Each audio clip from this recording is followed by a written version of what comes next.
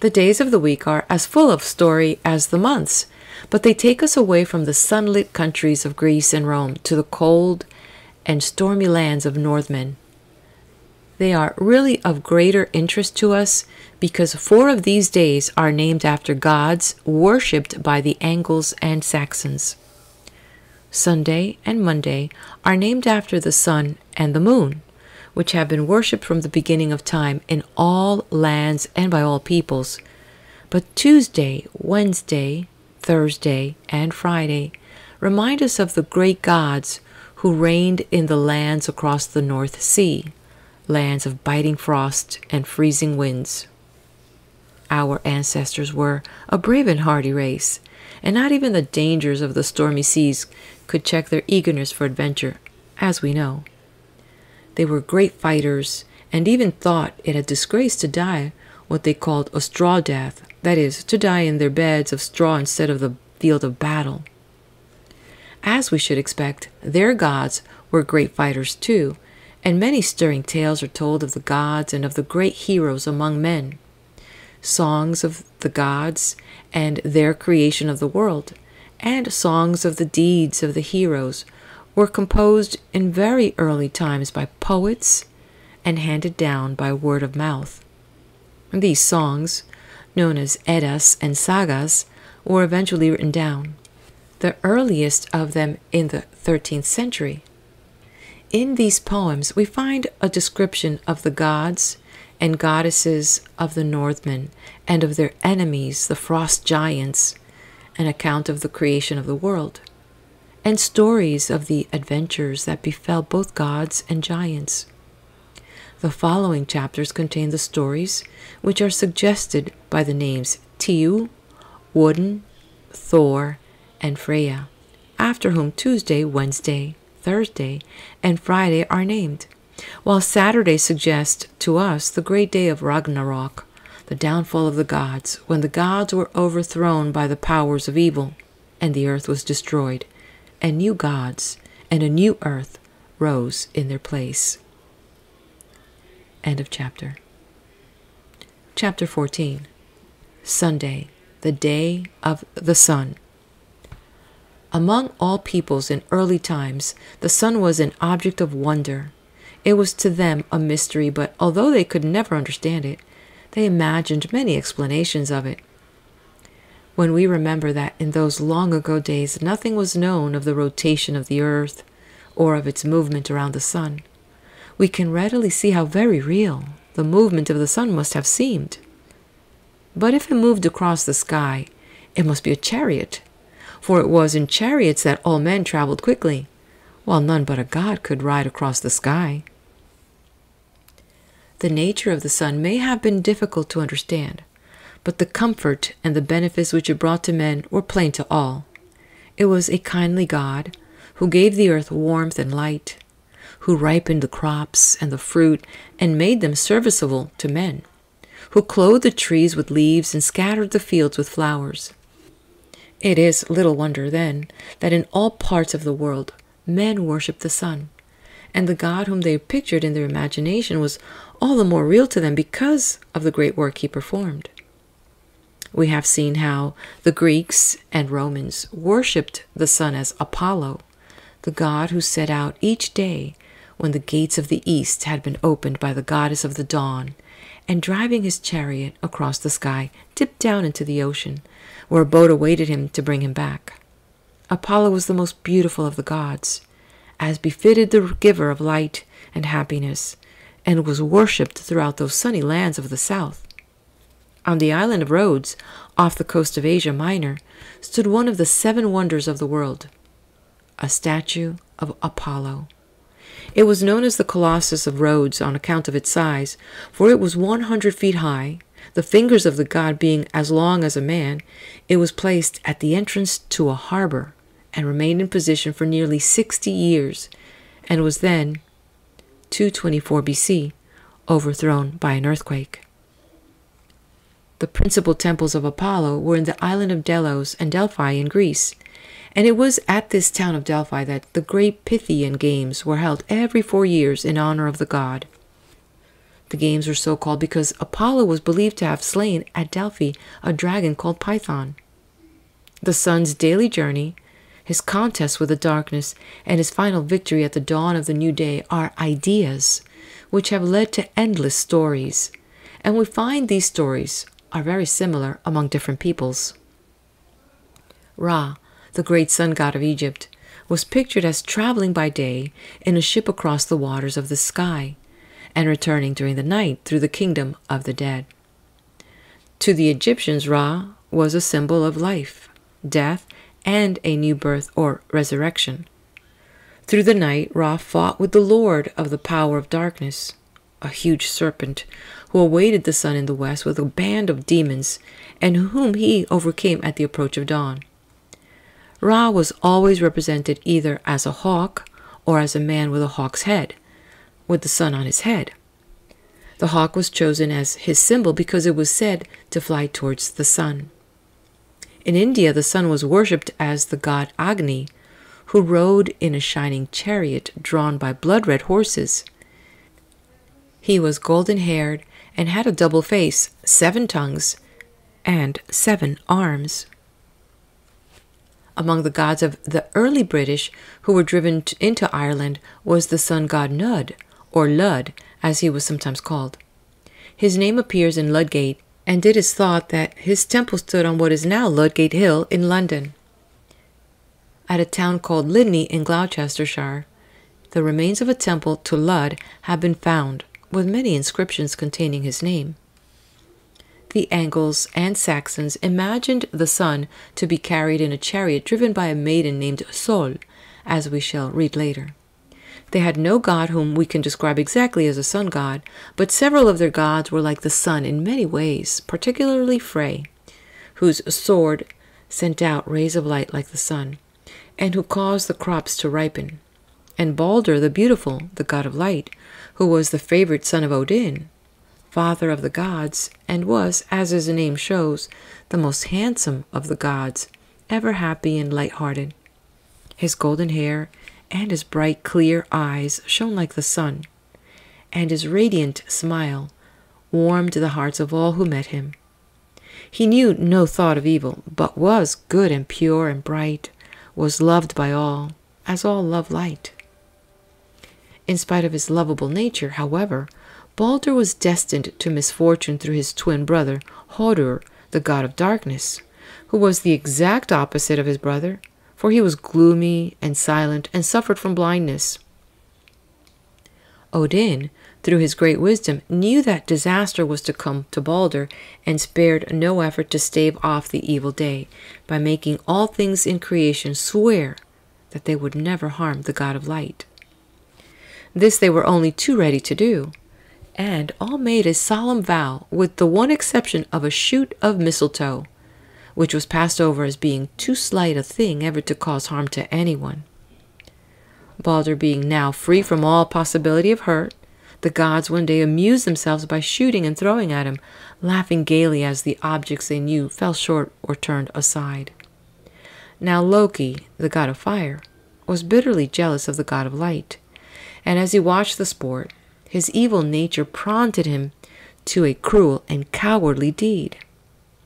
Having discovered that the mistletoe alone of all created things had made no promise, Loki hastened to the gate of Valhalla, where the mistletoe was growing, and plucking it, by the help of his magical power, quickly fashioned from it an arrow. He then turned and sought out Hodur, who, because of his blindness, was standing idly aside and taking no part in the sport. Loki pretended to take pity on him, and fitting the arrow to a bow which he placed in Hodur's hands, he offered to aim the shaft for the blind god. Aided by Loki, Hodur let fly the fatal arrow, and, to the horror and amazement of the gods, Balder fell dead. The anger of the gods against Hodur knew no bounds, and they would have killed him had it not been for their own law, which forbade the shedding of blood in Asgard, the home of the gods. All Asgard was plunged in the deepest grief, and Hermod, the messenger of the gods, was sent to Hel, the goddess of the underworld, praying her to restore Balder to life. Hel consented to do so, on condition that all created things should weep for Balder. Messengers were at once sent out over all the world to bid all things weep for Balder, living creatures, trees, and flowers, and even the stones shed tears for the god they had loved so well. But at last a giantess was found whose only reply to the messengers was, "Let Hel keep what she has." Thus the evil Loki, for he it was in the disguise of a giantess, showed once again his cruel hatred of Balder, and caused the whole earth to mourn the loss of the radiant god of light. The gods now prepared for the burial of Balder. As was the custom among the Northmen, fuel was piled on the deck of Balder's ship, Ringhorn, and the body was then laid on the funeral pyre. The sides of the ship were decorated with rich cloth and garlands of flowers and swords, armor, drinking vessels, and many other things which the gods valued were placed beside the hero. A torch was then put to the fuel, and the ship was launched. The funeral pyre floated slowly towards the west, the rising flames lighting up sea and sky, until at last, like the sun itself, it sank slowly into the sea, and all light faded from the sky. Balder's funeral pyre. Quote, "But when the gods and heroes heard, they brought the wood to Balder's ship, and built a pile, full the decks breathed and lofty. Then the corpse of Balder on the highest top they laid. And they set jars of wine and oil to lean against the bodies, and stuck torches near, splinters of pine wood soaked with turpentine, and brought his arms and gold and all his stuff, and slew the dogs who at his table fed, and his horse, Balder's horse, whom most he loved, and placed them on the pyre. And Odin threw at last choice gift thereon, his golden ring. The mast they fixed, and hoisted up the sails. Then they put fire to the wood, and Thor set his stout shoulder hard against the stern to push the ship through the thick sands. Sparks flew from the deep trench she plowed, so strong a god furrowed it, and the water gurgled in, and the ship floated on the waves and rocked. But in the hills a strong east wind arose, and came down moaning to the sea. First squalls ran black over the sea's face, and steady rushed the breeze, and filled the sails, and blew the fire. And wreathed in smoke the ship stood out to sea. Soon with a roaring rose the mighty fire, and the pile crackled, and between the logs sharp quivering tongues of flame shot out, and leapt, curling and darting higher, until they licked the summit of the pile, the dead, the mast, and ate the shriveling sails. But still the ship drove on, ablaze above her hull with fire. And the gods stood upon the beach and gazed. And while they gazed, the sun went lurid down into the smoke-wrapped sea, and night came on. Then the wind fell with night, and there was calm. But through the dark they watched the burning ship still carried over the distant waters, farther and farther, like an eye of fire. And long in the far dark blazed Balder's pile, but fainter as the stars rose high it flared, the bodies were consumed, ash choked the pile. And as, in a decaying winter fire, a charred log falling makes a shower of sparks, so with a shower of sparks the pile fell in, reddening the sea around, and all was dark. End quote by Matthew Arnold, Balder Dead. End of chapter. Chapter 15. Monday, the day of the moon. The moon, like the sun, was an object of wonder in the days of old, and was worshipped almost everywhere in some form or other, but it does not play quite so important a part in story as the sun. Since the moon is paler than the sun and its light soft and gentle, it was often regarded as being a chariot driven by a woman. But the course of the moon goddess across the sky was similar to that of the sun god. Diana, the moon goddess of the Greeks and Romans, known as Cynthia, Phoebe, and Artemis, was the twin sister of Apollo and drove a golden chariot drawn by milk-white horses. Diana and Apollo were children of Jupiter and were born in the island of Delos, where a temple to Apollo was afterward built. Another of the 7 wonders of the world was the temple to Diana at Ephesus on the west coast of Asia Minor. The worship of Diana at Ephesus is mentioned in the Acts of the Apostles, and when the town clerk had quieted the multitude, he saith, Ye men of Ephesus, what man is there who knoweth not how that the city of the Ephesians is temple keeper of the great Diana, and of the image which fell down from Jupiter? The temple was destroyed in the year AD 263, but remains of it may still be seen. Diana was also the goddess of hunting. She was a skilled archer and spent the day in hunting, as we have seen in the story of Orion. The most famous story of Diana is that of her love for Endymion, a young shepherd, a story which has been told by the poets many times. One evening, as the moon goddess was driving silently across the sky, she saw sleeping on a hillside a handsome youth, his resting flock scattered over the gentle slope. Attracted by his beauty, Diana stepped from her chariot and gazed long at his face. Then, softly stooping, she kissed him lightly on the lips. Endymion, half wakened by her touch, caught a fleeting vision of the fair goddess as she hastened to her chariot. Filled with wonder at the sight, he rose quickly and rubbed his eyes, but all he saw was the bright moon floating across the dark sky, and he thought that he had been dreaming. The next night, the goddess came to him again, and again he saw her with his half-closed eyes. Each night, when the bright rays of the moon fell on his upturned face, he dreamed this wonderful dream. But he was always sleeping when the goddess came, and never saw her in her full and dazzling beauty. The days now seemed long and dreary to Endymion, and he waited anxiously for the night that he might see again the glorious vision. Diana was filled with dread at the thought that the beautiful youth would lose his beauty as the years went by, and at last she cast a spell over him while he slept, so that he would never wake again, and carried him away to a cave in a mountainside known only to herself. There the loving Diana paused each night in her journey across the sky, and gazed on the face of the fair Endymion.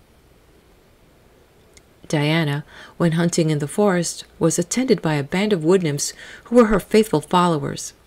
One of these nymphs, Arethusa, was one day cooling herself after the chase on the banks of the river Alpheus, when suddenly the god of the river appeared. The startled nymph ran quickly into the woods, but the god Alpheus pursued her, telling her that he loved her and that she need fear no harm. Arethusa was too frightened to listen to the god and ran on, till at last, worn out, she prayed to Diana for help. The moon goddess was ever ready to help her faithful nymphs, and in answer to the prayer transformed the girl into a fountain, which she hid in a thick mist. Alpheus, suddenly losing sight of the nymph, wandered sorrowfully about, calling out her name in his distress. Arethusa now thought that she was safe, but the wind god, Zephyrus, blew aside the mist, and Alpheus saw a fountain where there had not been one before, and guessed what had happened. He quickly changed himself into a river and rushed towards the fountain. But Arethusa sprang from the rocks and hastened away over the stones and grass. Diana now saw her fresh danger, and made an opening in the ground through which Arethusa slipped to find herself in the kingdom of Pluto, the god of the underworld.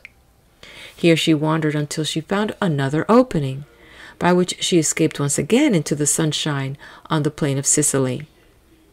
Alpheus, however, at last made his way across the sea to Sicily, where he found Arethusa and won her love.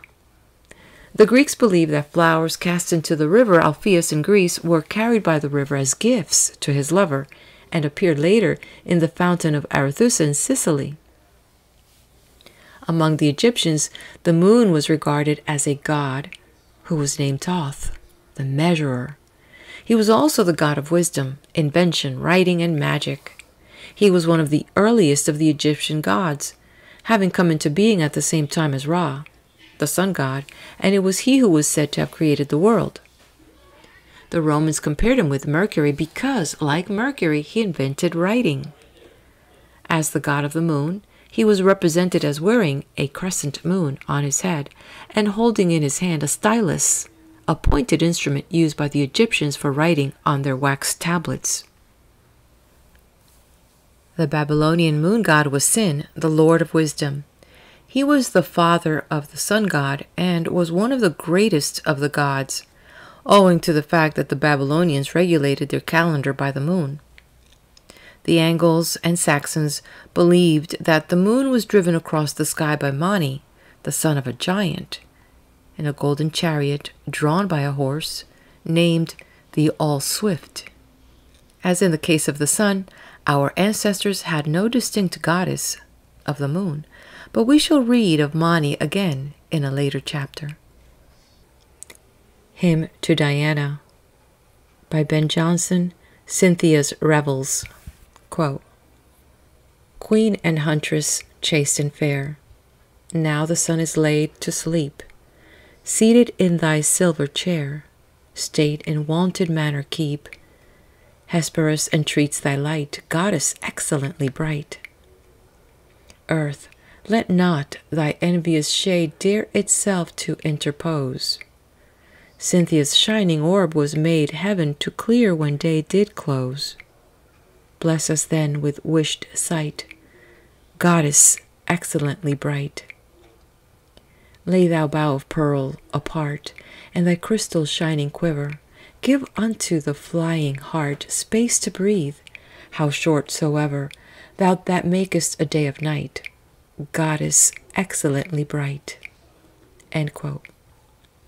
End of chapter. Chapter 16. Tuesday, the day of Tiu. Tuesday is the first day of the week, which is named after a god of the Angles and Saxons, Tiu, the god of war. The Angles and Saxons, like the Greeks and Romans, worshipped many gods, and though these gods were in a great number of ways similar to those of the Greeks and Romans, we also find very great differences. These differences are due to the fact that the Angles and Saxons lived in a very different kind of country, led a very different kind of life, and consequently had different ideas. Their chief enemies were frost and cold, and they imagined the freezing winds to be caused by frost giants who lived in a land of ice and waged continual warfare with the gods who befriended man and protected him as far as they could against the frost giants and all the suffering which they caused. The chief of these gods was Woden, or Odin, the All-Father, of whom we read in the following chapter, and next to him in importance came Thor, the god of thunder, the bitterest enemy of the giants. The god after whom Tuesday is named was known as Tiu among Angles and Saxons, and as Tyr among Norsemen. He was the god of war, and corresponds to Mars among the Romans, whose name for this day was Dies Martis, the day of Mars. The French have kept the Roman name in the form of Mardi. Tiu was a great fighter and knew no fear, and was naturally always called upon in time of battle. He was usually represented as having no right hand, owing to a misfortune which befell him in the following way. From his lofty throne, Odin, the chief of the gods, one day saw in the land of the giants 3 terrible monsters, which grew so rapidly that he was filled with fear lest they should invade the home of the gods. Accordingly, he determined to get rid of them before they became any stronger. One Hel, an enormous giantess, he flung into the underworld, where, as the goddess of death, she ruled over the kingdom of the dead. Another, Irmungandr, a serpent, he cast into the sea, where it grew so huge that it encircled the whole earth. The third was Fenrir, a wolf whom Odin brought to Asgard, the home of the gods, hoping that he might eventually tame him. Fenrir, however, grew stronger and fiercer each day until the gods, of whom Tio alone was brave enough to go near him, decided at last to bind him in such a way that he could do no harm. A very strong chain was obtained, and the gods suggested to Fenrir, who often boasted of his great strength, that he should allow himself to be bound with it in order to prove whether he was really as strong as he claimed to be. Fenrir agreed, and then by merely stretching himself easily broke his bonds. Again the gods put him to the test with a still stronger chain, but as before he succeeded in breaking it. Seeing that no ordinary chain would be strong enough to bind Fenrir, the gods sent one of their servants to the home of the dwarfs, a race of little people who lived underground, and who were very clever workers in metal. They also possessed great powers of magic, as we shall see in a later story. At the bidding of the gods, the dwarfs made a silken rope out of the voice of fishes, a woman's beard, the roots of a mountain, and the footsteps of a cat, which was so strong that no power could break it. A third time the gods challenged Fenrir to show his strength by allowing himself to be bound with this new cord, but Fenrir became suspicious, and at last consented only on condition that one of the gods should put his hand in his mouth and hold it there as a pledge that the gods were not deceiving him. This condition greatly alarmed the gods, who began to fear that their trick was not going to succeed. But the bold war god Tio stepped forward and without any hesitation placed his right hand in the wolf's mouth. The gods at once bound Fenrir with the magic cord made by the dwarfs, and, in spite of all his struggles, the wolf was unable to free himself. Great was the delight of the gods at their success, a delight shared by all but Tio, who had little cause to be pleased with the result of the trick, for Fenrir, finding he was trapped, immediately bit off the hand of the god. Thus Tio was deprived of his sword hand, but so clever was he that he wielded his sword equally well with his left hand and still remained invincible in battle. On one occasion, Tio and Thor, the god of thunder, set out for the land of the giants to obtain an enormous kettle, which the gods required for a feast. They came at last to the home of a giant, Hymir, who possessed a kettle a mile deep and a mile wide, and were hospitably received by the giant's wife. When she learned the errand on which they had come, she warned them that her husband was very fierce and hot-tempered, and advised them to hide themselves when Hymir returned, lest he should kill them with a glance. No sooner had the gods taken refuge behind some kettles, which were kept on a beam at the end of the hall, than Hymir came in. When he heard that visitors had called, he flashed his eyes around the hall so fiercely that as his glance lighted on the god's hiding place, the beam split in two. The kettles came crashing to the ground, and Tio and Thor were discovered. Hymir, however, was persuaded by his wife to receive the gods kindly. He prepared a meal of 3 oxen in their honor, but was astonished and dismayed to see Thor eat 2 of them himself. The next day the gods gave the giant many proofs of their great strength and skill, and Hymir consented to give them the kettle they were seeking. Tio at once tried to lift it, but failed. Then Thor, after a mighty struggle, raised it from the ground, and as he gave the final pull, his feet broke through the floor of the giant's house. As soon as the gods had departed, Thor carrying the kettle on his head, Hymir called his brothers together and pursued after them. Thor, however, attacked them with his famous hammer and killed them one by one. Tio and Thor then continued their journey and brought the huge kettle safely to their own land. There are few stories told of Tio, yet he held a high place among the gods, as the name Tuesday shows. He is most famous for his share in the binding of Fenrir, whereby was put off the dreaded Ragnarok, the day of the final battle between the gods and the giants. End of chapter. Chapter 17, Wednesday, the Day of Odin. Odin, or Odin as the Norsemen called him, was the chief of the gods of our ancestors and corresponds to the Jupiter of the Romans. Also, for reasons which we shall read later, he was similar to Mercury, and his name was given to the Roman Dies Mercuri, Day of Mercury, which still survives in French Mercredi. As in the case of Jupiter and the Titans, Odin led the northern gods in a gigantic struggle with the giants of ice and frost, and finally overthrew them.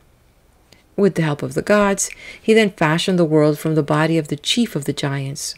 From the flesh he made the earth, known as Midgard, Middle Garden, and from his blood the sea, while from his bones he made the mountains, from his teeth the cliffs, and from his hair the trees. The giant's skull was then fixed over the earth to form the vault of the sky, and he was held in place at the four corners by four dwarfs, Nordri, Sudri, Austri, and Westri, from whom we have obtained the names North, South, East, and West. Next, the gods made the sun and moon, which were placed in golden chariots driven by Sol and Mani, the daughter and son of a giant who had named his children after newly created sun and moon. The Northmen thought that they could see on the moon the outline of two children carrying a pail, and the story goes that Mani, while traveling across the sky one night, caught up two children, Hyuki and Bil, who were compelled by their cruel father to carry water all night. Hyuki and Bil are still known to us in the familiar story of Jack and Jill. The sun and moon were said to be pursued continually by two fierce wolves, whose shapes could be seen in the clouds, and who, if they caught them up, would swallow them and plunge the world in darkness. Sometimes they nearly succeeded, and thus caused the eclipses. Having completed the earth and peopled it with men and women, the gods, led by Odin, built the magnificent palaces for themselves in Asgard, their home. The most famous of these was Valhalla, to which the bravest and mightiest of the mortals who fell in battle were summoned at their death. The walls of Valhalla were made of spears, and golden shields formed the roof. In the hall stood long tables at which the dead heroes feasted. The Northmen honored a great fighter above all men, and they even thought it a disgrace for him to die in any other way than sword in hand. The great ambition of every fighting man was to be called to Valhalla after his death, there to spend his time in fighting and feasting. The fortunate ones were chosen from among the slain on the battlefields by Valkyries, Odin's battle maidens, whose horses carried them through the air and over the sea. They rode among the storm clouds, and the flash of their spears was seen in the lightning. Odin was often pictured as sitting on a throne from which he could see the whole world, and wearing a suit of armor, covered with a blue mantle, which represented the sky. In his hand he held a famous spear, Gungnir, which never missed its mark. On his shoulders sat two ravens, Thought and Memory, which he sent out into the world every day to obtain news of all that happened. Like Tyr, the god of war, Odin suffered from a disfigurement, having lost one of his eyes. The loss is explained in the following story. After the creation of the world, Odin wished to obtain great wisdom which would place him far above the other gods. This he could only procure from Mirmir's spring, in whose clear waters the future was mirrored. Odin, therefore, visited Mimir and begged a draught of the wonderful water, but Mimir would only grant the request in return for one of Odin's eyes. The god was willing to make even this sacrifice for the great knowledge the water would give him, and accordingly he plucked out one of his eyes and gave it to Mimir, who sank it deep in the spring where it could always be seen shining. Odin then drank deep of the water, and thus gained the wisdom for which he was always famous. All the life of the world, including even the lives of the gods, was said to depend on an enormous ash tree, Yggdrasil, the tree of life. This tree was created by Odin and had three roots, one in the underworld, another in Midgard, near Murmur Spring, and the third in Asgard. It grew to such a height that it overtopped the whole world, and in its topmost branches sat an eagle with a falcon between its eyes. The falcon could see all 3 kingdoms and reported all that happened in them to the gods.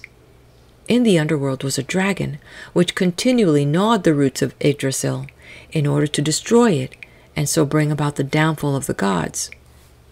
To prevent this disaster, the tree was daily watered from a fountain in Asgard, whose magic waters kept it continually green. Joining Asgard and the earth was a bridge made of fire, earth, and water, whose colors were those of the rainbow. This bridge was guarded against the giants by a god named Heimdall, whose sight and hearing were so keen that he could see 100 leagues by night as well as by day, and could hear the grass growing on the earth and the wool on the sheep's back. He was armed with a flashing sword and carried a horn which he was to give warning when the giants should come against Asgard. Odin was the inventor of runes, the first alphabet of the Northmen. The letters consisted almost entirely of straight lines placed in different groups and positions, and were thought at first to have a magical meaning. Each god had a special rune or sign, and the use of the sign was supposed to bring help from the god. Thus, all fighters carved the rune of Tu on their swords in order that they might have his aid in battle. Runes were afterwards used in the ordinary way for writing, and very old runes have been found carved on stones in Scandinavia and in England. As the inventor of runes, Odin is like Mercury, who was supposed to have given the Romans their alphabet. In addition to being the wisest of the gods, the inventor of runes, and the god of eloquence, Odin was also the god of poetry. The gift of poetry was guarded very jealously by the gods, and was only granted to mortals in special cases. Odin obtained the gift for himself and the other gods only with great difficulty. Hidden away in a hollow mountain and carefully watched over by a giantess were 3 vessels containing a magic fluid, which gave to anyone who drank of it the gift of poetry and song. Odin, knowing of the magic drink, determined to obtain it. Accordingly, he set out for the land of the giants, dressed as a mortal, and wearing a broad-brimmed hat to hide the fact that he had only 1 eye. He hired himself as a servant to Baugi, the brother of the giant Suttung, to whom the vessels belonged, and asked as payment for his labor 1 draught of the magic fluid. As soon as his work was finished, Odin demanded payment, but Baugi was afraid to ask his brother for the drink, and suggested they should win it for themselves by trickery. They came to the mountain where the vessels were hidden, and bored a hole right through to the cave inside. Odin then changed himself into a snake and wriggled through the hole just in time to escape the giant, who tried to kill him as he entered the hole.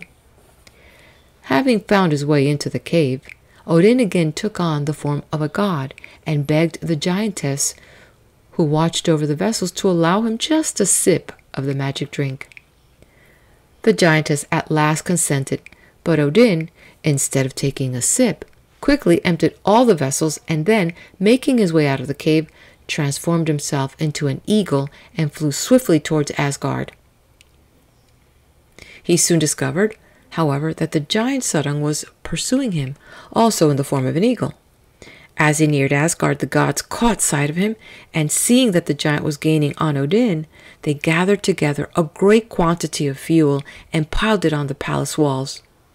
Immediately Odin had passed over the wall, the gods set fire to the fuel, and the flames rose so high that the wings of the pursuing giant were scorched, and he fell into the fire and was burnt.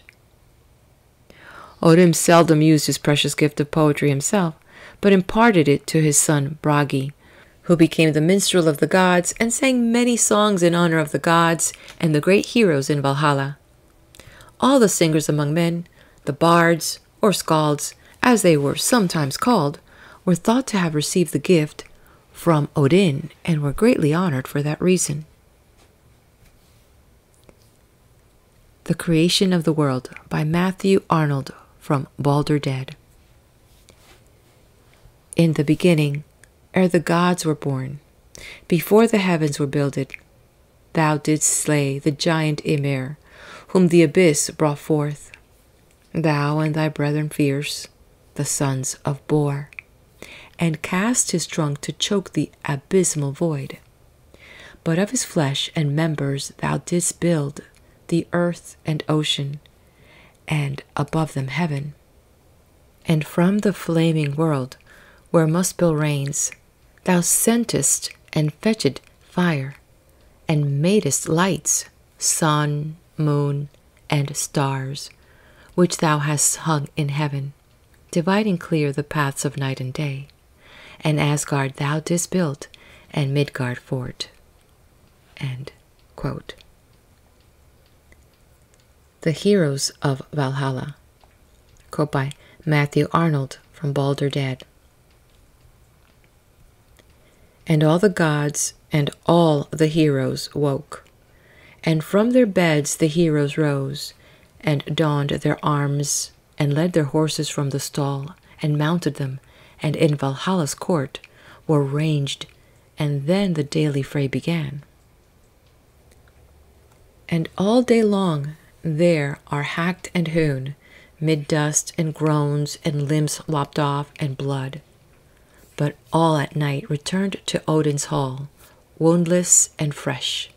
Such lot is theirs in heaven. And the Valkyries on their steeds went forth toward earth in fights of men. And at their side Skolda, the youngest of the Nornies, rode. And over Bifrost, where is Heimdall's watch, past Midgard fortress, down to earth they came. There, through some battlefield, where men fall fast, their horses fetlock deep in blood, they ride, and pick the bravest warriors out for death, whom they bring back with them at night to heaven, to glad the gods, and feast in Odin's hall. End quote. End of chapter. Chapter 18, Thursday, the Day of Thor. Thor, the Thunderer, is perhaps the most famous of the gods of the Northmen, and was considered by some to be greater even than Odin. He was the god of the peasants, the poor people, while Odin was thought more of by the rich people and the great fighters. Thor usually rode in a chariot of brass drawn by 2 goats, Toothcracker and Tooth Gnasher, and it was this chariot which was supposed to make the thunder. Hence Thor's name. Thor, alone of all the gods, was never allowed to cross the bridge joining Asgard and the earth, lest this chariot should break it down. As the Thunderer, Thor corresponded to Jupiter, who, as we have read, hurled thunderbolts when enraged, and for this reason Thor's name was given to the Roman Dies Jovis, the day of Jupiter, the modern French Jeudi. Thor was of very great strength, like Hercules among the Greeks and Romans, and possessed a wonderful hammer called Mjolnir, the Crusher, which always returned to his hand when he had thrown it at an enemy. He also wore a magic belt, which increased his strength the more he pulled it in. The way in which Mjolnir came to be made is told in a story of Thor's wife Sif, who was very proud of her golden hair, which reached down to her feet. One morning Thor woke to find that Sif's hair had been cruelly cut off during the night. Filled with anger, he set out to find the culprit, whom he rightly guessed to be Loki, the god of fire. Loki was the spirit of evil and mischief, and was always playing cruel tricks on the gods, who frequently punished him. Thor soon caught Loki, and would have strangled him had he not promised to bring Sif a new head of hair as beautiful as the first. Thor then released Loki, who quickly went to the home of the dwarfs who lived underground. There he found a dwarf who agreed to make the hair for Loki, and also presents for Odin and Frey, the god of the fields, whom Loki was afraid would be angry with him. The dwarf made a head of hair of the finest gold thread, which he said would grow on Sif's head as soon as it touched it. Then he made the spear Gungnir, which, as we have seen, Odin always carried with him, while for Frey he made a ship which could sail through the air as well as on the water, and could be folded up like a cloth. Loki was, of course, delighted with the skill of this clever little smith, and declared that no other dwarf could be as clever. This led to a challenge from another dwarf, who claimed that he could make 3 still more wonderful things. This dwarf, in his turn, made a wild boar with golden bristles, which traveled through the air and gave out a bright light as it passed. A magic ring, out which came 8 more rings exactly like it every 9th night. And lastly, an iron hammer, Mjolnir, which no one could resist. Loki and the dwarf then gave their presents to the gods. The spear and the ring to Odin, the ship and the golden boar to Frey, and the hair and the hammer to Thor. The gods decided that the contest had been won by the second dwarf, because Mjolnir would be of such great use against the frost giants, with whom the gods were continually fighting. Thor often journeyed to the land of the giants, and on one occasion, having set out with Loki, he reached the desolate giant country at nightfall. A thick mist covered the ground, and after struggling on with some difficulty, the gods came to what seemed to be a house with an open doorway, which took up all one side of the building. The gods entered the house, which was cold and dark, and tired with their journey, lay down to sleep. Their rest, however, was soon disturbed by a loud noise and the trembling of the ground, and fearing the roof of the house might fall on them, Thor and his companion moved into a smaller room, which led out of the main building, and there slept till dawn.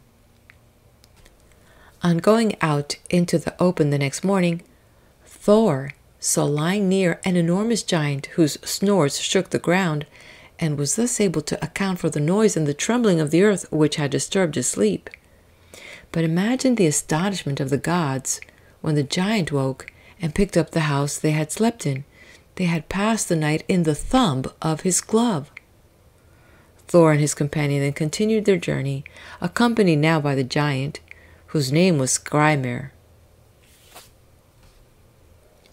When evening came, they rested beneath a tree, and the giant, before going to sleep, offered them the food which he carried in his wallet.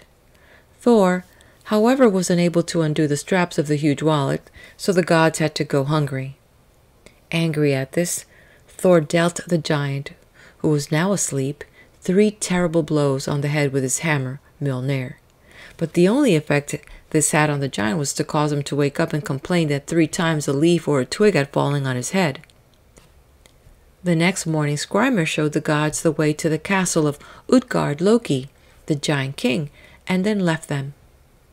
Arriving at the palace, the gods entered and presented themselves to the king, who recognized them and asked them to show him their powers of which he had heard so much. Loki, who was very hungry, offered to eat more than anyone, and the king's cook was matched against him. They each stood at the end of a wooden trough full of meat, and though Loki soon reached the middle of the trough, leaving nothing but bones behind, he found that the giant had eaten the bones and the trough as well. Loki's defeat made Thor even more anxious to show his powers, and he offered to empty the largest drinking horn in the palace. A huge drinking horn was at once brought in, and Thor drank so deep and so long that it seemed as if he would never stop, only to find, however, when he could drink no more, that the horn was still almost full. Nothing daunted by his failure, Thor now offered to show his strength, but when he tried to lift Utgard Loki's cat, he only succeeded in raising one paw from the ground. Thor tried yet again to show his skill, this time in wrestling, but he was easily beaten by Utgard Loki's old nurse. The gods were then entertained by the giant till the following day, when they returned. Before they left, however, Utgard Loki explained that he was the giant Skrymir, and that he had used magic against the gods in all their contests. By magic he had placed a mountain between his head and Thor's hammer, and thus saved his life, for the blows had made 3 huge clefts in the mountain. The cook, who had beaten Loki, was really Wildfire. The end of the drinking hoard which Thor had failed to empty had been placed in the sea, which had sunk lower after Thor's enormous draughts. The cat was really the huge snake, Irmungandr, which encircled the earth, and which Thor had nearly lifted out of the sea. The nurse was really Old Age, whom of course no one could possibly overcome. Thor seldom lost an opportunity of making war on the giants, and on a famous occasion challenged to single combat the giant Hrungnir, whose head and heart were of stone. Hrungnir one day matched his horse Golden Mane against Odin's steed, Sleipnir, and, in the excitement of the race, followed Odin right to the gates of Valhalla. Though, of course, the presence of a giant in Asgard could not be allowed, the gods had no wish to take advantage of Hrungnir's mistake and offered him meat and drink in their banqueting hall. Hrungnir, however, drank too freely of the mead of the gods, and began to speak proud words and boast one day that he would overthrow Asgard and kill all the gods.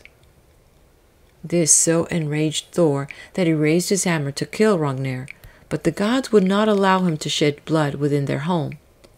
He then challenged the giant to a duel, which was arranged to take place 3 days later on the boundaries of Hrungnir's kingdom.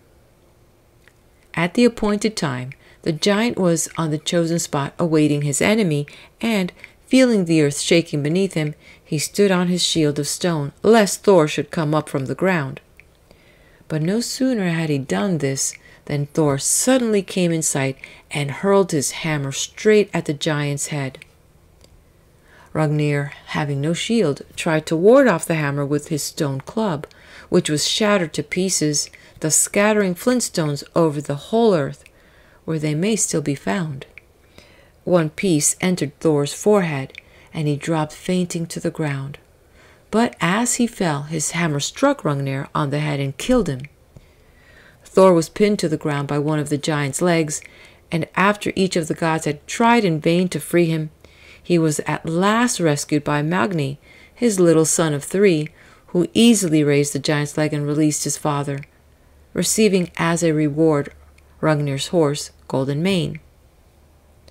Magni was one of the few gods destined to survive the terrible Ragnarok, the day of destruction, when, as we shall see, Thor, the Thunderer, fell in mortal combat with the sea monster Jormungandr. The challenge of Thor. Quote, from Longfellow, The Saga of King Olaf. I am the god Thor. I am the war god. I am the thunderer. Here in my Northland, my fastness and fortress, reign I forever. Here amid icebergs rule I the nations. This is my hammer, Mjolnir the mighty. Giants and sorcerers cannot withstand it. These are the gauntlets wherewith I wield it, and hurl it afar off. This is my girdle. Whenever I brace it, strength is redoubled. The light thou beholdest stream through the heavens, in flashes of crimson, is but my red beard blown by the night wind, affrighting the nations. Jove is my brother, mine eyes are the lightning. The wheels of my chariot roll in the thunder. The blows of my hammer ring in the earthquake. Force rules the world still, has ruled it, shall rule it. Meekness is weakness, strength is triumph. Over the whole earth, still is it Thor's day. End quote. End of chapter. Chapter 19. Friday, the day of Freya.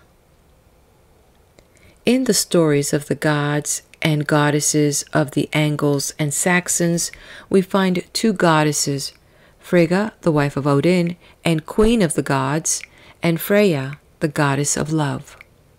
Some people think that Friday was named after Frigga, and others say that it was Freya's day. Since very similar stories are told of each of them, it is quite probable that they were really the same person. The Roman name for the day was Dies Veneris, the day of Venus, who, it will be remembered, was the goddess of love, and so corresponded to Freya. The modern French name is taken from the Latin, and it is Vendredi.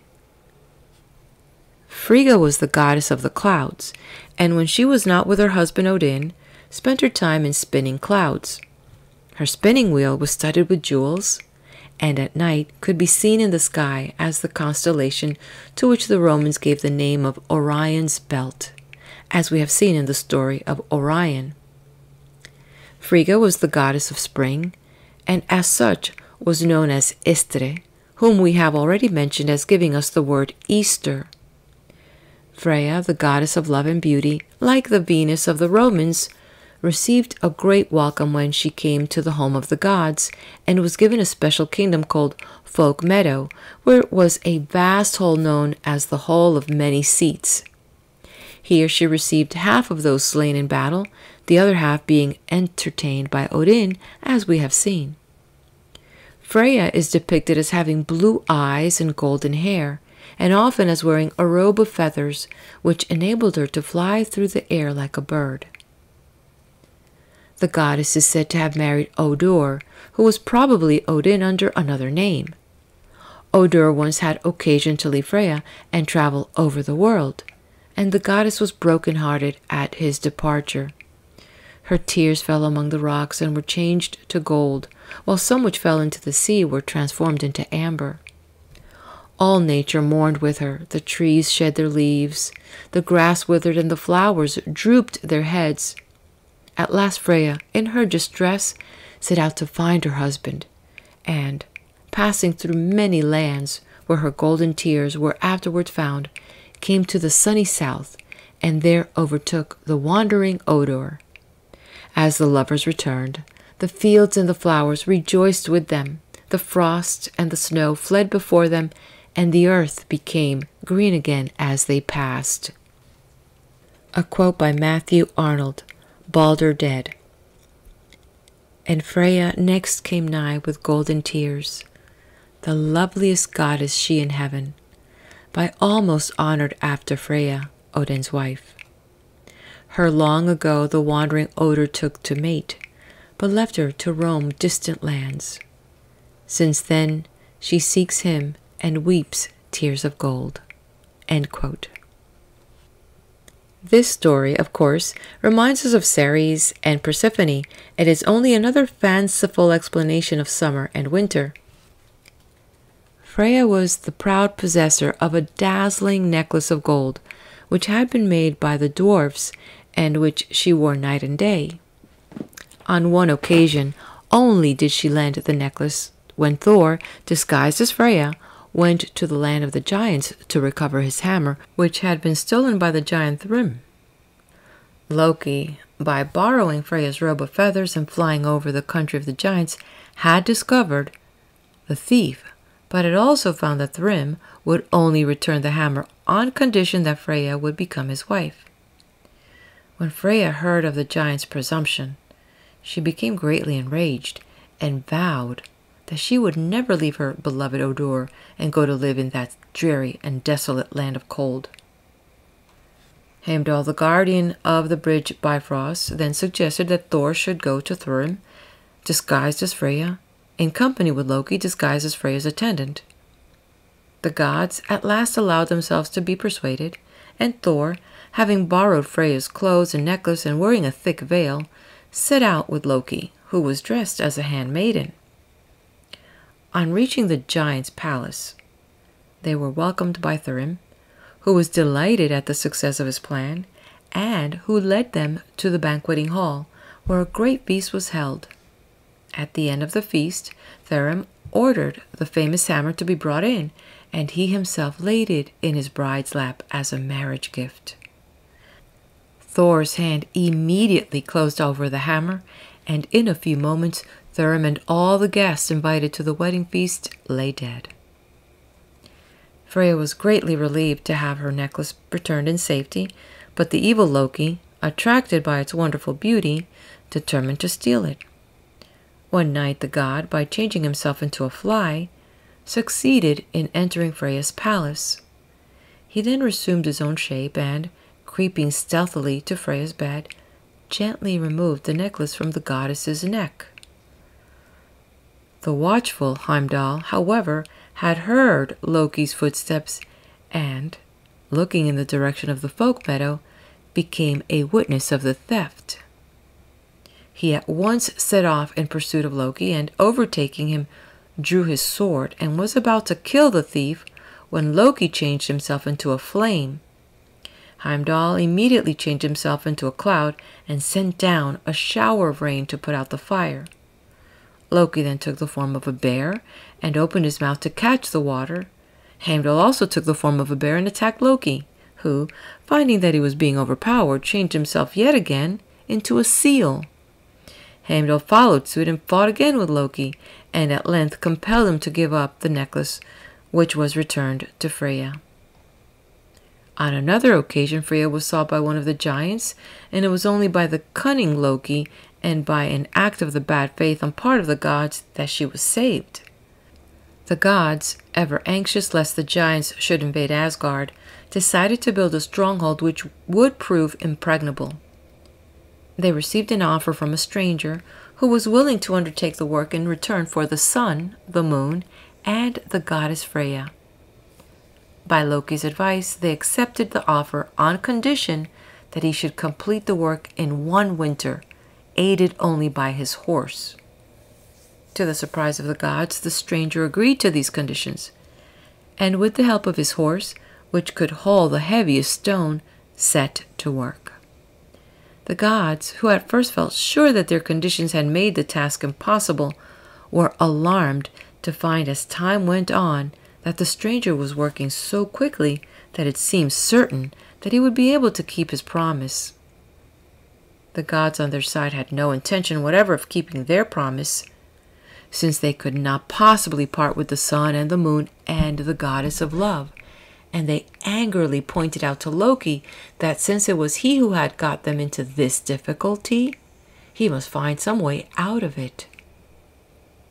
Loki replied that the gods need have no fear, for with his usual cunning, he had thought of a plan whereby the stranger might be made to forfeit his reward. On the last day, when only one stone remained to be dragged into position, Loki changed himself into a horse and, trotting out from the forest, neighed loudly to attract the attention of the stranger's horse. Tired of his continual labor and longing for freedom and rest, the horse broke free from its load and galloped after Loki. The stranger, after pursuing it vainly through the forest, at last made his way to Asgard, and, full of anger at the trick which had been played upon him, took on his real shape. For he was a frost giant, and was about to attack the gods when Thor hurled his hammer at him and killed him. Freya, the god mentioned in the story of Loki and Sif's golden hair, was Freya's brother. He was the god of the fields, and sacrifices were made to him for the crops. In the early spring, his wooden image was driven in a chariot through the countryside, in order that he might bless the fields and bring a fruitful harvest. Frey, as we have seen, became the possessor of a ship which could travel over land and sea, and, though large enough to contain all the gods, yet could be folded up like a cloth, and he also possessed a boar with golden bristles. The god often rode on this boar, which was swifter than a horse, and was no doubt a symbol of the sun, which ripened the crops. We find the same idea of sunshine in Frey's flashing sword, which fought of its own accord as soon as it was drawn from its sheath. The month of the Angles and Saxons, which begins just before our Christmas, was sacred to both Frey and Thor, and it was customary at that time, as we have already mentioned, to bind a huge wooden wheel with straw and, setting fire to it, to roll it down a hill.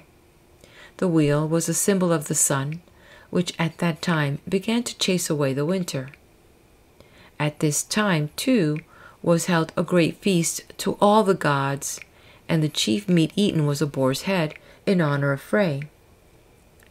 The missionaries who first brought Christianity to Northmen, finding this feast was of great importance and was celebrated by all the people, did not try to do away with it. Instead, they changed it from a heathen to a Christian festival by putting Christ in the place of the Norse gods and calling it the Feast or Mass of Christ. A similar change was made. It will be remembered in the case of the Easter festival held in honor of Easter or Frigga, the wife of Odin. End of chapter. Chapter 20. Saturday, the day of Saturn. In the Roman calendar, Saturday was called Dies Saturni, in honor of the god Saturn, whom we have already mentioned. He was the father of Jupiter, who finally overthrew him. He then made his way to the earth and reigned over a kingdom in Italy called Latium. A great festival was held in his honor in December, as we have seen. The Old English name Saturdag, from which the word Saturday comes, seems to be a translation of the Latin name, and so suggests no god of the Angles and Saxons to us, as do the days Tuesday, Wednesday, Thursday, and Friday. We find, however, that the day was sacred to Loki, the god of fire, and there are some who think that Saturdag means the day of Satyr, another name for Loki. The stories told of Loki show him to have been a mixture of good and evil. While willing to help the gods in their difficulties, he also played dangerous tricks on them, and more than once led them into harm.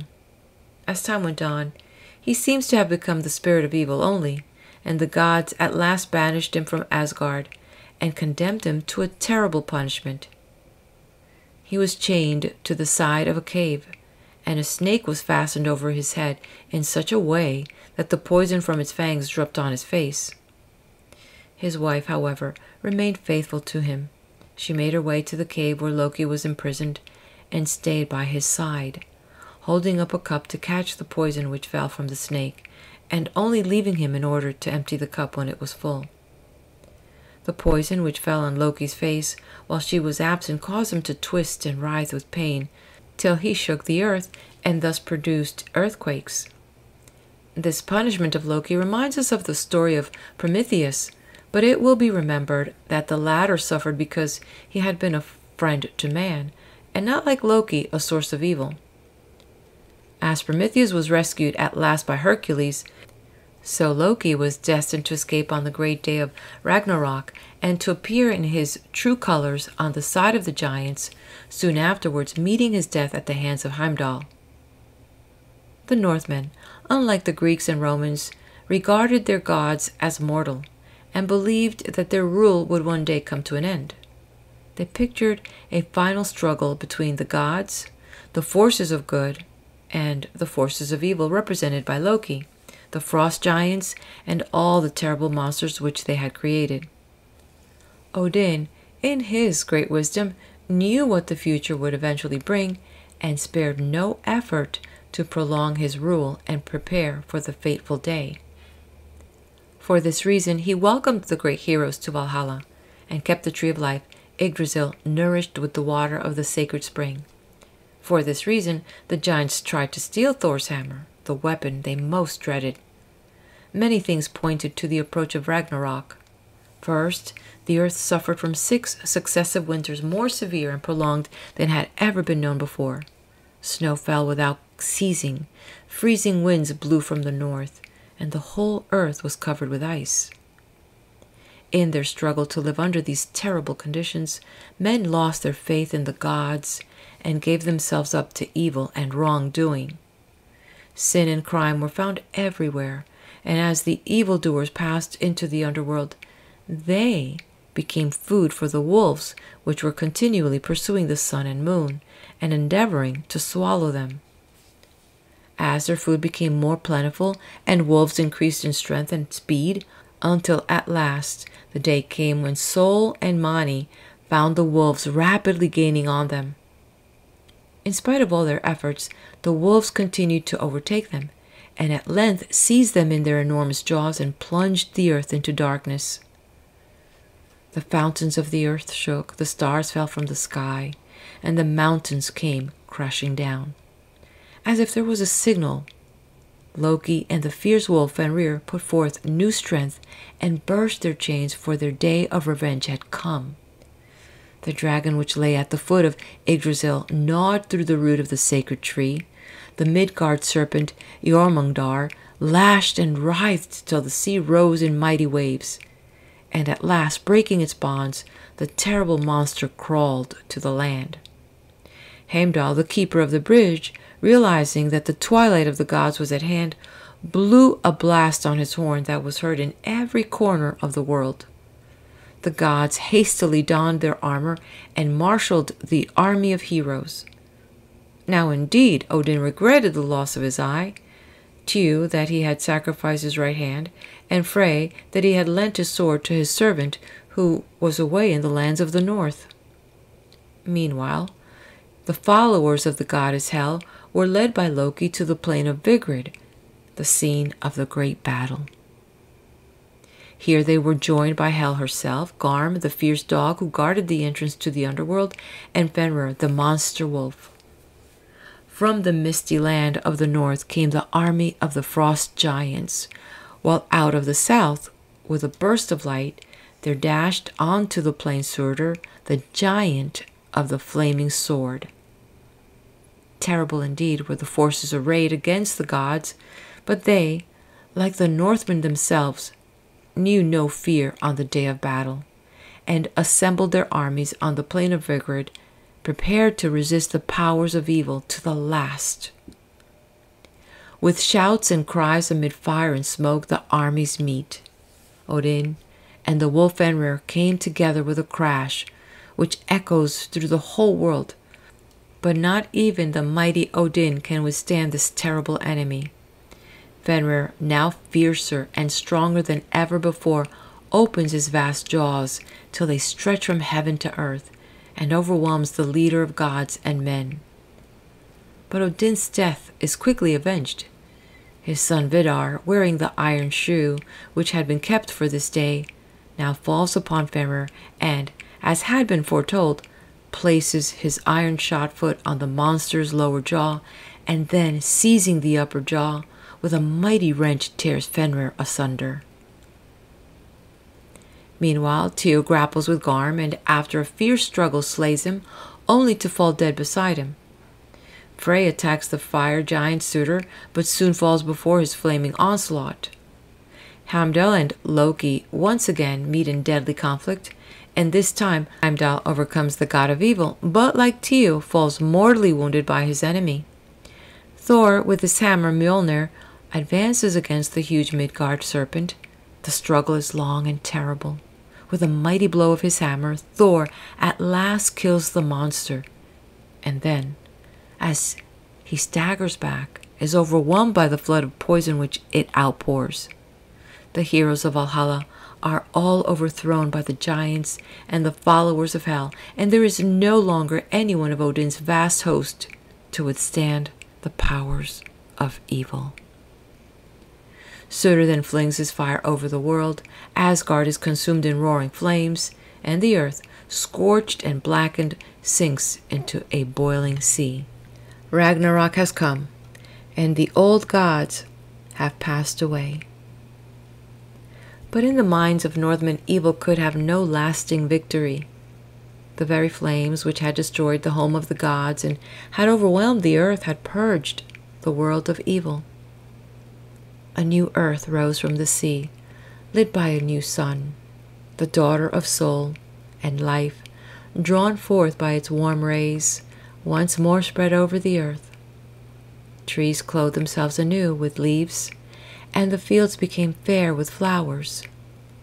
From the depth of the forest, where Mimir spring had bubbled forth, came Lifthrasir, desire of life, and his wife Lif, life. who in course of time became the rulers of a new race. To the field of Ida, where the gods had been wont to hold their games, came the survivors of the gods, 2 sons of Odin, Vidar the slayer of Fenrir, and his brother Vali, who had killed Hodur to avenge the death of Balder. 2 sons of Thor, Magni, strength, and Modi, courage, who had rescued Mjolnir from the battlefield and now wielded it in place of their father. And finally, Balder and Hodur, who had been set free from hell and who now lived together as brothers, forgetful of the past. It seems strange to us that the Northmen should have pictured the destruction of their gods, and it is possible that the writers of the wonderful poems from which we obtain these stories knew something of Christianity and had begun to turn from their heathen beliefs. We find, however, that many heathen peoples had similar beliefs. The idea of eternity was impossible to them. They felt that there must be an end to everything. Accordingly, they imagined their gods, after a long period of peace and good rule, being overthrown by the powers of evil and destruction, and being replaced by a new heaven and earth, which in turn would also be destroyed and renewed. Among no other people do we find so complete a description of this world catastrophe as in our ancestors' story of Ragnarok, the twilight of the gods. The Day of Ragnarok by Matthew Arnold, Balder Dead. The generations pass, the ages grow, and bring us nearer to the final day when from the south shall march the fiery band, and cross the bridge of heaven with Loki for guide, and Fenrir at his heel with broken chain, while from the east the giant Reimir steers his ship, and the great serpent makes to land, and all are marshalled in one flaming square against the gods upon the plains of heaven. Far to the south, beyond the blue, there spreads another heaven, the boundless, no one yet hath reached it. There hereafter shall arise the second Asgard, with another name. Thither, when o'er this present earth and heavens the tempest of the latter days hath swept, and they from sight have disappeared and sunk, shall a small remnant of the gods repair. There, reassembling, we shall see emerge from the bright ocean at our feet an earth, more fresh, more verdant than the last, with fruits self-springing, and a seed of man preserved, who then shall live in peace, as now in war.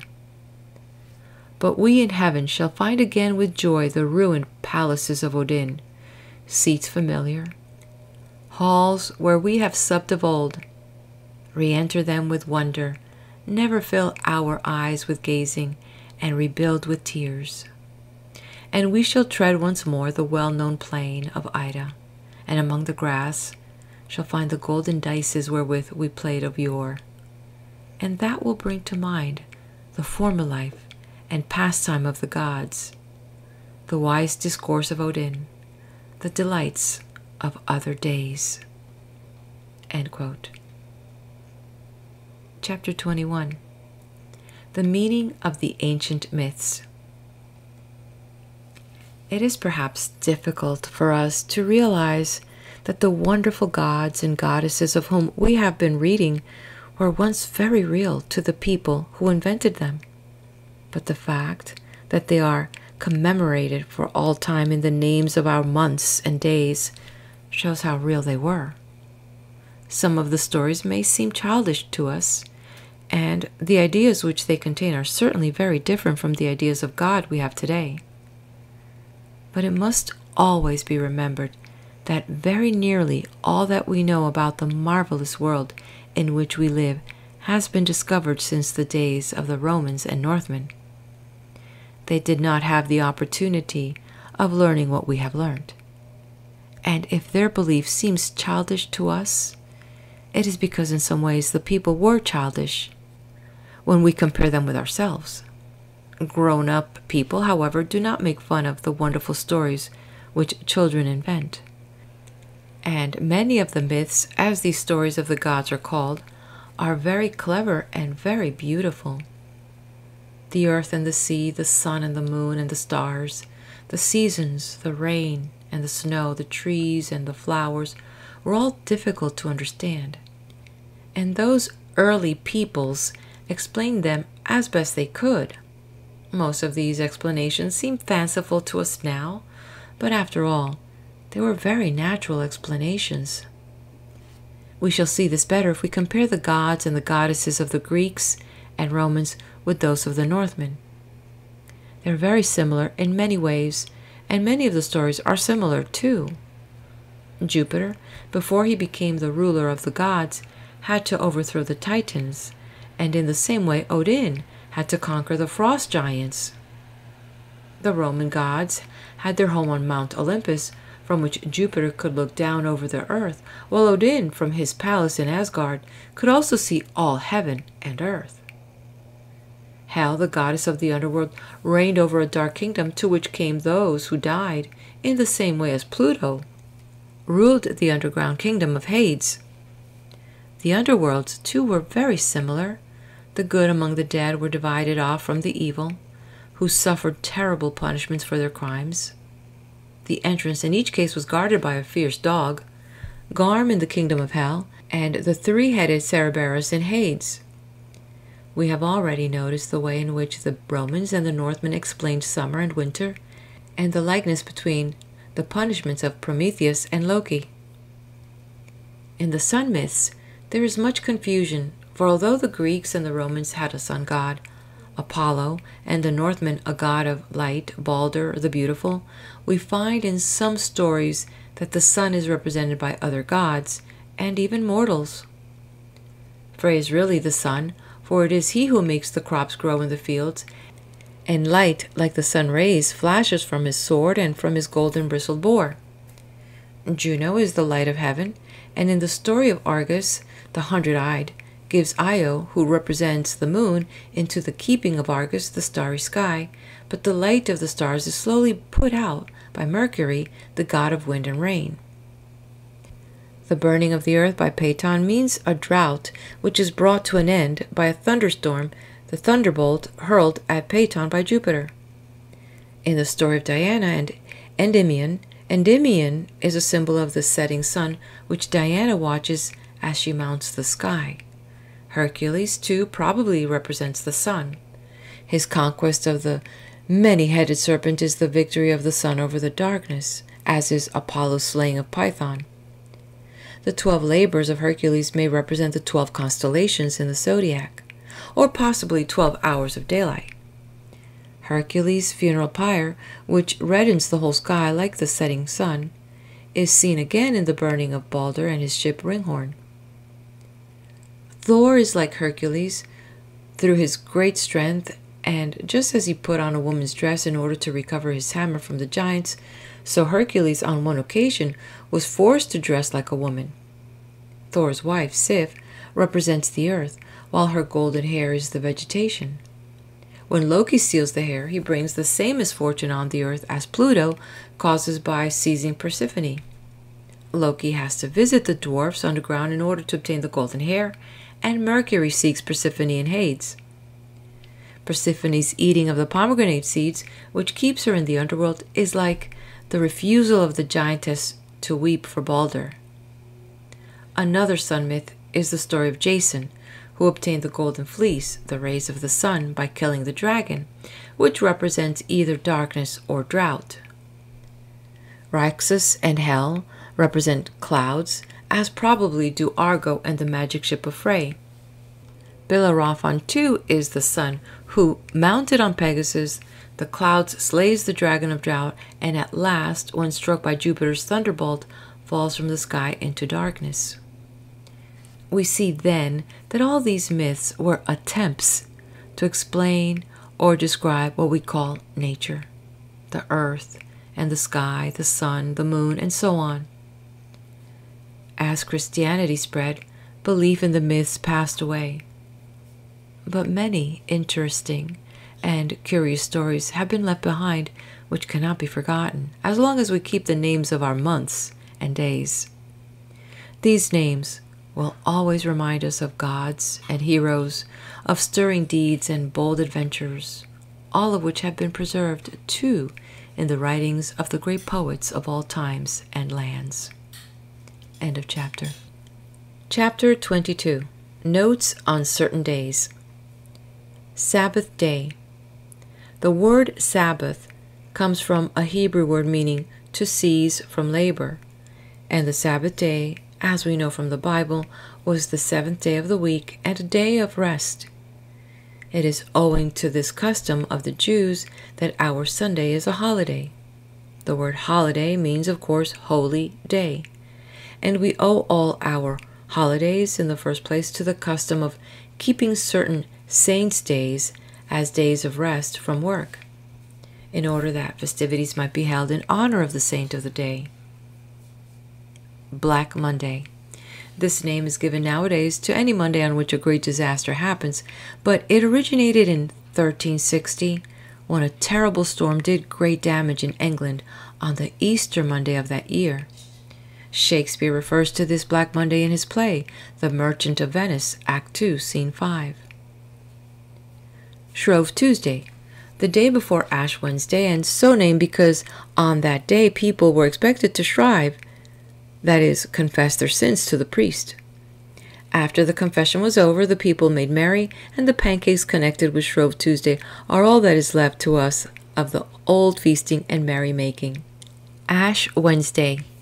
The time from this day to Easter Day, 40 days, is called Lent, from Old English, Lengthen, spring, the time when the days grow longer, and it was once a general custom among Christians to fast during this period.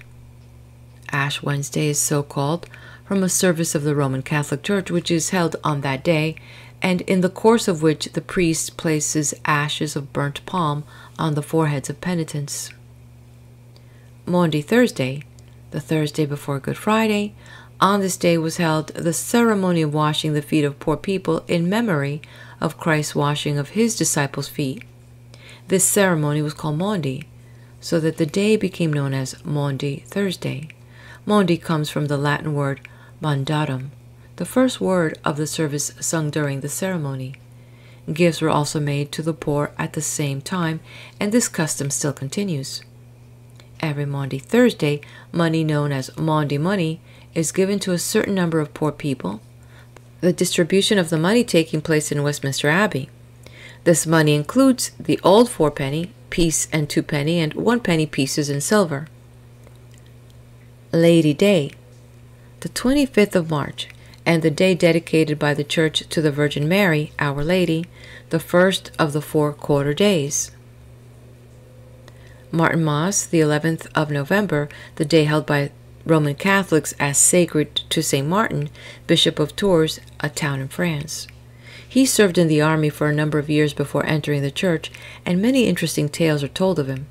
He was born in AD 316 and died in 400. Martinmas is the 4th of the Scotch quarter days, the others being Candlemas, Whit Sunday, and Lammas. Michaelmas Day, the 29th of September, the day on which the Mass or Feast of St. Michael is held. St. Michael is described in the book of Daniel as being one of the chief of the angels. Michaelmas is the 3rd quarter day, the 2nd and 4th being Midsummer and Christmas. Primrose Day, the 19th of April, the day on which Benjamin Disraeli, Earl of Beaconsfield, died. He was one of the prime ministers of Queen Victoria's reign. The primrose was reputed to be his favorite flower, and his statue in Parliament Square is decorated with primroses each year on the anniversary of his death. St. Swithin's Day. St. Swithin lived in the reign of King Egbert. He was the Bishop of Winchester and died in AD 852. He was buried outside the church at Westminster, and in 971, when the new cathedral had been built, the monks decided to place his body inside the cathedral. They were prevented from doing so, however, by rain, which fell without ceasing for 40 days. This gave rise to the common belief that if it rains on St. Swithin's Day, 15th of July, it will rain for 40 days. St. Valentine's Day. St. Valentine was a Christian bishop who was beheaded in Rome about the year AD 270. His martyrdom is commemorated on the 14th of February. The custom of sending valentines on that day has really no connection with St. Valentine, but is probably an ancient Roman custom arising out of the worship of Juno. Greek, Roman, and Old English gods. For this, the author has introduced an illustration with 3 columns, and I'll go ahead and put it on the video here so you can pause and look at that. And also, there's an illustration for name of the days, and notes for the French Revolutionary calendar. So feel free to check the video and pause it for that. Each month consisted of 30 days and 5 extra days dedicated to virtue, genius, labor, opinion, and rewards were put in as holidays to make up 365 days. Every 4th year, an extra day was added, known as Revolution Day. The calendar dated from 22nd September 1792 and was in force till the year 1806. End of chapter, and also the end of the reading of the book titled The Stories of the Months and Days by Reginald C. Couzens. Also, if you just found us at this video and would like to listen to the first part where they talk about the months, please visit my book playlist. And before you head out, please do hit that like button, leave me a comment, let me know you were here. And if you like what you see and what you hear on my channel, go ahead and subscribe. Till we meet again at the next video, wherever that may be. Be blessed.